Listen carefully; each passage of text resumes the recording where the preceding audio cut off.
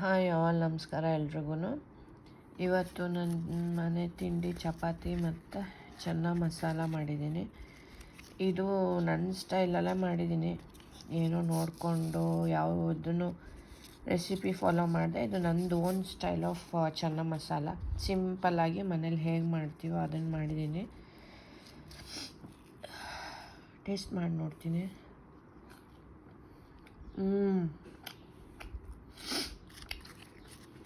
ಸೂಪರಾಗಿದೆ. ಚಪಾತಿನೂ ಬಿಸಿ ಇದೆ. Yummy taste. ಇದು ಚೋಲೆ ಅನ್ನೋದಕ್ಕಿಂತ ಚೆನ್ನ ಮಸಾಲ ಅಂದರೆ ಚೆನ್ನಾಗಿರುತ್ತೆ. ಯಾಕಂದರೆ ಇದಕ್ಕೆ ನಮ್ಮ ಸೌತ್ ಇಂಡಿಯನ್ ಸ್ಟೈಲಲ್ಲಿ ಮಾಡಿದ್ದೀನಿ ಚೆನ್ನ ಮಸಾಲ. ಚೋಲೆ ಥರ ಮಾಡಿಲ್ಲ. ಸೂಪರಾಗಿ ಬಂದಿದೆ ಅಂದರೆ.